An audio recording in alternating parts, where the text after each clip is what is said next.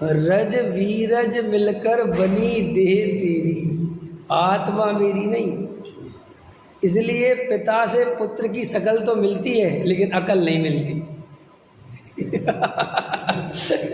समझ में आया कि नहीं आया है?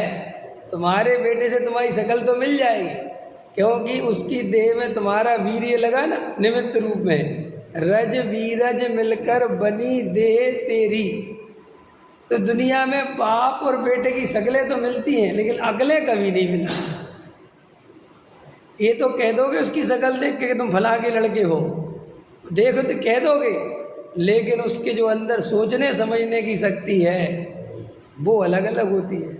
इसलिए जुड़वा पुत्र भी होते हैं, बिल्कुल एक सी शक्लों के होते हैं, लेकिन एक पूरब दिशा में सोचता है और एक पश्चिम दिशा में सोचता है।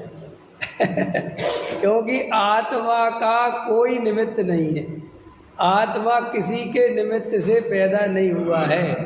आत्मा अनादि अनंत नित्य एक परम पदार्थ है। समझ में आया? और उसकी सत्ता किसी के अधीन नहीं है। पर्याय पलटती हैं, पर्याय में आत्मा नहीं पलटता। जैसे अभी मनुष्य पर्याय में है तो मैं आत्मा हूँ, और अभी ये पर्याय छूटेगी तो मेरे आत्मा का क्या छूटने वाला है?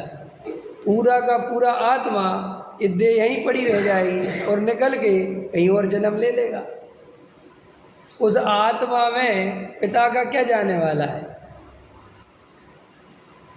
इसलिए मैं कहता हूँ, ऐसा लिखा ना कुंद कुंद देव के वैराग्य में, हे शरीर के पिता, हे शरीर की जननी। ऐसा नहीं लिखा हे मेरी माँ, हे मेरे पिता, नहीं, इस शरीर को जन्म देने वाले हे पिता। जब मेरा इस शरीर से ही अब कोई संबंध नहीं रहा, जब इस शरीर से ही मैंने संबंध तोड़ दिया, तो आपसे मेरा क्या संबंध रहने वाला है? और सारा दुख कैसे होता है? अच्छा बताओ, मौत दुखदाई है क्या? मौत होती है तो दुख होता है? बोलो अरविंद जी, प्रश्न का जवाब दीजिए। मौत, हाँ बहुत अच्छा, जल्दी दे दिया। समझ में? मौत से कभी दुख नहीं होता। अगर मौत से दुख होने लगे तो तुम्हारा जीना मुश्किल हो जाए। हम तो अखबार पढ़ ही नहीं सकते, न्यूज़ देख ही नहीं सकते, किसी के मरने की खबर सुन ही नहीं सकते, लेकिन हमें कुछ नहीं होता। हम चाय पीते रहते, अखबार पढ़ते रहते, वहाँ 500 आदमी मर गए होंगे, लेकिन उन 500 आदमी में हमारा बेटा गया था। अब चाय पीना तो छोड़ो, अब तो वहाँ बैठना मुश्किल हो जाएगा। अंतर समझ आए? तो दुख तो संबंध से होता है, मौत से कोई दुख बुख नहीं होता। इसलिए हमें जो मौत से डर लगता है, हम जो मृत्यु से डरते हैं, वो इसलिए डरते हैं कि हमने यहाँ एकत्व कर रखा है परद्रव्यों में, संयोगों में, इस शरीर को अपना मान रखा है। और हमें ये पता है कि मौत आएगी तो ये सब छूट जाएगा, वो इससे दुख पैदा होता है। और अगर हम ये स्वीकार कर लें कि मेरे से मेरा तो कुछ छूटता ही नहीं, मैं तो यहाँ भी परिपूर्ण आत्मा हूँ, और यहाँ से मैं जहाँ जाऊँगा वहाँ भी परिपूर्ण आत्मा रहूँगा, ये देह बदलेगी तो ये देह तो मैं हूँ नहीं, इसमें क्या फ़र्क पड़ता है? जैसे देखो, ये ऑफिसर होते हैं बड़े बड़े, और इनके ट्रांसफ़र होते हैं, कोई दुख नहीं होता, कोई परेशान नहीं होते वे वहाँ उनकी जो बड़े बड़े ऑफिसरों की तो 2-2 साल की ड्यूटी होती है, 2 साल 1 साल 2 साल 3 साल में बदल देते। जी बदलते क्यों है पता है? रहने क्यों नहीं देते जी बड़े बड़े ऑफिसरों को? ताकि तुम वहाँ किसी भी प्रकार से सेटिंग नहीं कर पाओ। समझ में? रिश्वत की बड़े बड़े लोगों से, ताकि समझ आए? अब वो रिश्वत देने वाला कितनी रिश्वत देगा? पहले तो तुम्हें सेट करे, इतने में बाबूजी का ट्रांसफ़र, अब दूसरा है, वो कहेगा वो तो चला गया, लाओ हमें। तो वो कहते हैं कि हर 2-3 साल में बदलो। तो देखो ये बदलते हैं। तो सरकारी ऑफिसर जो होते हैं बड़े लेवल के, उनके साथ पता क्या होता है? उन्हें अपना बैग भी नहीं उठाना पड़ता। बाकायदा वे तो लाल बत्ती की गाड़ी में बैठे और उनका ट्रांसफ़र हुआ, और बाकायदा पूरा सामान व्यवस्थित ऐसा ही का ऐसा उनका वहाँ पहुँच जाएगा। उन्हें कोई ऐसा विकल्प नहीं आता कि वहाँ किराए का मकान देखना पड़ेगा, कैसा शहर होगा, कुछ नहीं। उनके सब 2 ऑफिसर वे बाहर खड़े रहते हैं, जो सामान ला के देना है वे दोनों का गवर्नमेंट की तरफ से, उन्हें कभी नहीं जाना मार्केट फार्केट, सब कुछ ये बिल्कुल। मैं कह रहा हूँ वो साइन घर पे ही होके जाते हैं, उन्हें कुछ नहीं करना पड़ता। अब देखो ऐसी सुविधा है तो उसे क्या दुख है, उसे क्या फर्क पड़ता है, तुम ट्रांसफ़र करो। ये श्री गुरु कहते हैं अगर हमें भी ऐसी श्रद्धा हो, ये आत्मा का ट्रांसफ़र हो रहा है, मैं तो वही का वही हूँ, मेरा क्या होने वाला है, मेरी तो जितनी सैलरी मिलनी थी उतनी मिलनी है, मुझे तो जो सुविधाएं मिलनी थी वही मिलनी है। ऐसे ही मेरा ज्ञान दर्शन यहाँ काम करता है, ये पर्याय छूटेगी तो वहाँ काम करेगा। मैं जीव हूँ तो जीव रहूँगा, परिपूर्ण हूँ तो परिपूर्ण रहूँगा, मेरे में क्या बिगड़ने वाला है। ऐसा पर्याय चेंज होती रहे पर्याय, मुझे क्या फर्क पड़ता है। अगर ऐसी श्रद्धा हो तो समाधिमण करने में कितनी देर लगेगी, कैसे क्या क्या डर लगेगा आपको समाधि करने में। मौत जिस दिन आवाज़ देगी घर से बाहर निकलना पड़ेगा। अरे आवाज़ क्यों देगी, हम तो बिना ही आवाज़ के निकल जाएंगे, हमें क्या ज़रूरत है, हमारी मौत को घंटी नहीं बजानी पड़ेगी, हम तो बिना ही, हमें पता है कि अब आ गई हम चले, और हम तो बैठे अपनी मौज सो, क्या फ़र्क पड़ता है। तो ये ज्ञानी का चिंतन है। और अज्ञानी का क्या चिंतन है, मैं मर जाऊंगा, मेरी पत्नी का क्या होगा, मेरे बच्चों का क्या होगा, ये मंदिर का क्या होगा हैं। अब सच बात बताओ, ये उनके बहाने चिंता अपनी करता है, बहाना उनका लगाता है कि उनका क्या होगा, उनका क्या होगा। असलियत में मेरा क्या होगा, परेशानी तो ये है, लेकिन अभी डायरेक्ट कहता नहीं है कि मेरा क्या होगा, क्योंकि अहंकार तो मरते भी मरते रहता है ना। अब पत्नी से ऐसा थोड़ी कहेगा कि मेरा क्या होगा, पत्नी से कहता तेरा क्या होगा है। ये अहंकार से ऐसा लगता है मैं कुछ नहीं है, एक से एक मर गए, यहाँ क्या होता है, क्या हो गया है। कौन मरता है, किसी के मरने से कौन मरता है, कोई मरता है। हमारी पत्नी साहब हमारे बिना एक मिनट नहीं रह पाती, मर जाओ, सालों रह जाएगी, कौन क्या है, सब बेकार की बात है। ये बातों में अपन कल्पना करते रहते, मोह बढ़ाते रहते, क्यों बढ़ाना मोह भाई, संयोग है, संयोग की तरह रहो ना उनके साथ, क्यों एकत्व करते हो बार बार। बेटा है तो आफत नहीं हो गई, बेटा ही है, ठीक है, कुछ काल का संयोग है, बात तुम अपने रास्ते, हम अपने रास्ते, इसमें क्या सोचना। हम ऐसे अनंत संयोग छोड़ के आए कि नहीं आए, और एक बार छोड़ के आए कि अनंत बार छोड़ के आए। अब ये पर्याय छूटते ही तो इस पर्याय का इतना सा अंश भी नहीं रहना भैया, रहना है कुछ।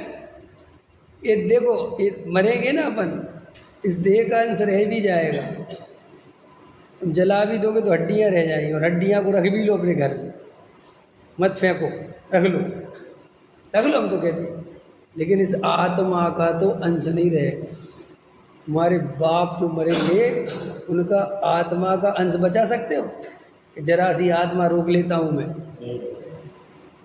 पूरा का पूरा आत्मा यहाँ आँख पल की झपकेगी नहीं, और वो तो तीन समय में तो उसका अंगुली पर्याय में पहुँच जाना है उसे। कौन है अपना, देखो देह अपनी नहीं, समझना मेरी बात।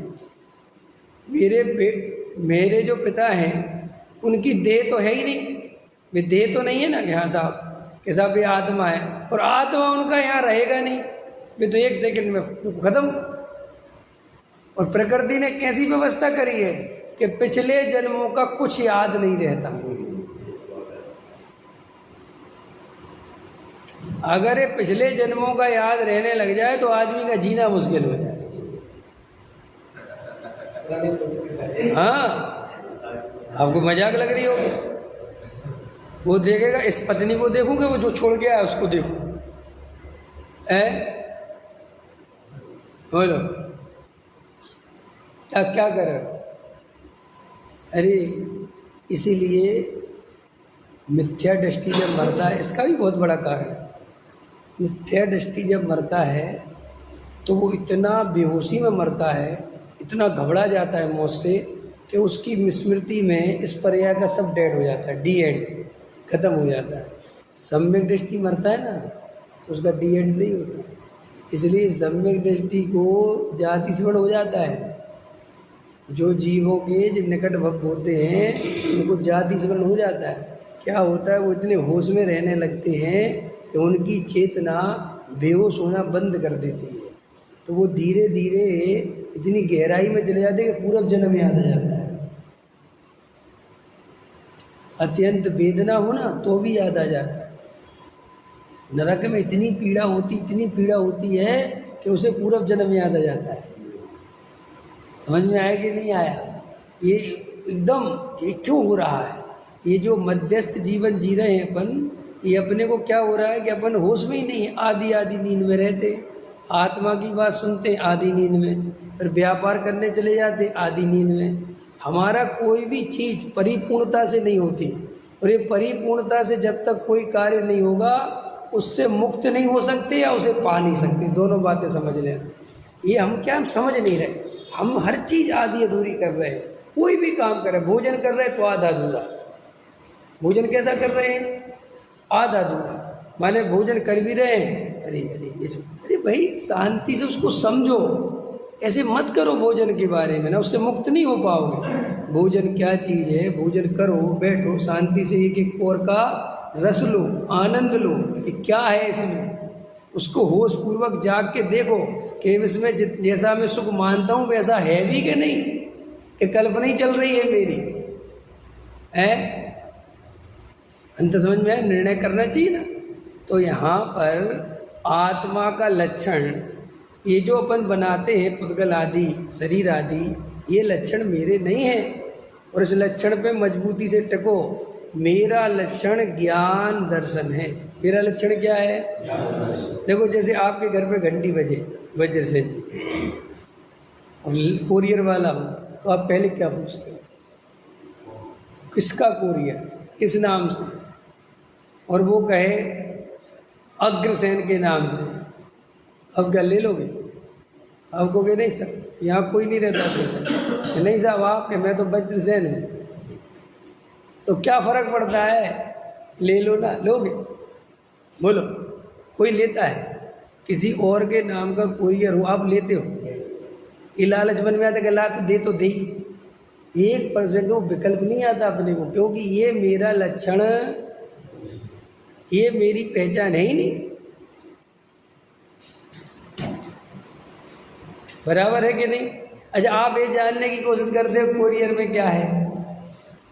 बेईमान हो तो मैं कह नहीं सकता, लेकिन सज्जन पुरुष, अच्छे पुरुष, ईमानदार सज्जन लोग कभी भी ये जानने की चेष्टा नहीं करते कि कोरियर में क्या है। वो कहते हमारा नहीं है, बात खत्म हो गई। ऐसे श्री गुरु कहते हैं कि जैसे तुमने देह का लक्षण बना रखा, इसका नाम रख रखा ना, नाम विवेक कुमार किसका नाम है? संयोग से जो असमान जाति पर्याय का नाम रख दिया ना, तो इसमें भी तुम इतने होशियार हो कि अब अगर विवेक कुमार के नाम से बुलाया जाएगा तो मैं सुनूंगा, और यदि विवेक कुमार के नाम से नहीं बुलाया जाएगा तो मैं बिल्कुल नहीं सुनूंगा। बोलो होता है ना? तो श्री गुरु कहते हैं ऐसी पहचान आत्मा की क्यों नहीं करते? ऐसा लक्षण आत्मा का क्यों नहीं पहचानते?